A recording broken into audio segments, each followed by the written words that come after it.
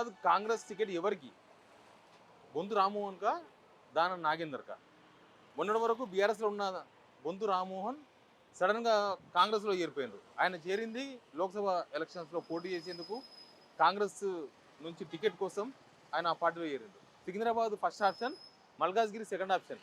కానీ మల్కాజ్గిరిలో రేవంత్ రెడ్డి ఆప్షన్స్ వేరే వేరే ఉన్నాయి.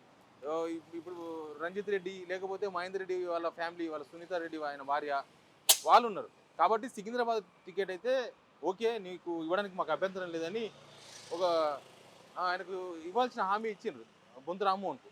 కానీ సడన్గా ఖైరతాబాద్ ఎమ్మెల్యే దానం నాగేందర్ కాంగ్రెస్ టచ్లోకి పోయిన తర్వాత సీఎం వ్యూ మారిపోయింది. అక్కడ నుంచి బొంతు రామ్మోహన్ కాదు, దానం నాగేందర్ అయితేనే కరెక్టు, దానం నాగేందరే టికెట్ ఇస్తే బాగుంటుందని ఆయన ఒక వ్యూకి వచ్చిండ్రు.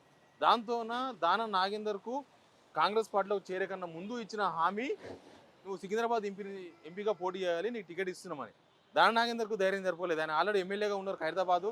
మళ్ళీ నేను సికింద్రాబాద్ ఎంపీగా పోతే అది కూడా పార్టీ మారి ఇప్పుడు బీఆర్ఎస్ ఎమ్మెల్యేగా ఉన్నారు, కారు గుర్తు మీద గెలిచిండ్రు. ఇప్పుడు కాంగ్రెస్ గుర్తు మీద బీఫామ్ తీసుకుంటే అది ఇక ఆయన ఎమ్మెల్యే పదవి పోతుంది, మళ్ళీ ఎంపీగా గెలవకపోతే ఎంపీ పదవి పోతుంది, ఏ పదవి లేకుండా ఇద్దామని దానం నాగేందర్ భయపడితే రేవంత్ రెడ్డి మళ్ళీ ధైర్యం చెప్పిండ్రు, లేదు లేదు నిన్ను అవన్నీ మేము చూసుకుంటాం, నువ్వు ఖచ్చితంగా సికింద్రాబాద్ టికెట్ ఇస్తాం నీకు, సికింద్రాబాద్ నుంచి నువ్వు పోటీ చేయాలని దానం నాగేందర్కు రేవంత్ రెడ్డి ధైర్యం చెప్పిండ్రు.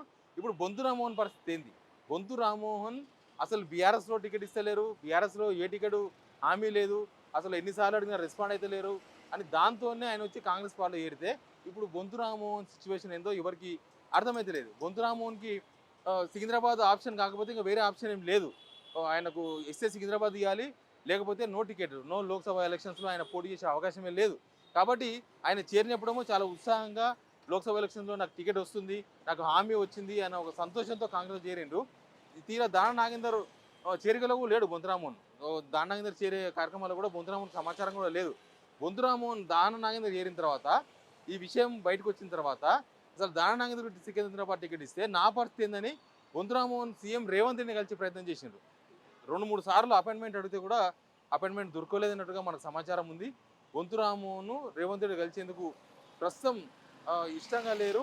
ఈ సికింద్రాబాద్ ఎంపీ టికెట్ విషయంలో ఉంది ఇదంతా. దానం నాగేందర్కు మాట ఇచ్చింది కాబట్టి ఇంకా బొంతు రామ్మోహన్ కలిసి ఇప్పుడు చెప్పేది ఏమి ఉండదు.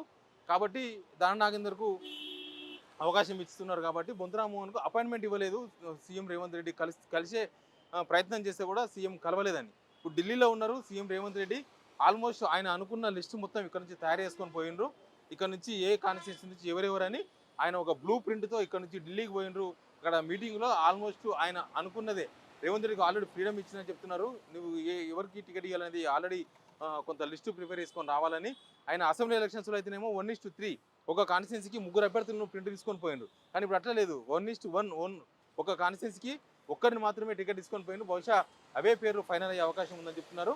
ఒకవేళ రేవంత్ రెడ్డి లిస్టు కనుక ఫైనల్ అయితే ఇందులో దానం నాగేందర్కు సికింద్రాబాద్ టికెట్ కేటాయించే అవకాశాలు ఎక్కువగా ఉన్నాయి. బొంతు రామ్మోహన్కు హ్యాండ్ ఇచ్చే అవకాశాలు ఎక్కువగా ఉన్నాయి. కాబట్టి చూద్దాం ఏం జరుగుతుందో. బట్ సికింద్రాబాద్ లోక్సభ కాంగ్రెస్ టికెట్ ఎవరికి, రేవంత్ రెడ్డి ఇద్దరికి హామీ ఇచ్చింది కాబట్టి ఎవరికి ఇస్తారన్న ఒక ఆ టాపిక్ అయితే ప్రస్తుతం పొలిటికల్లో జరుగుతుంది. Subscribe to signal TV in YouTube, Facebook, X and Insta.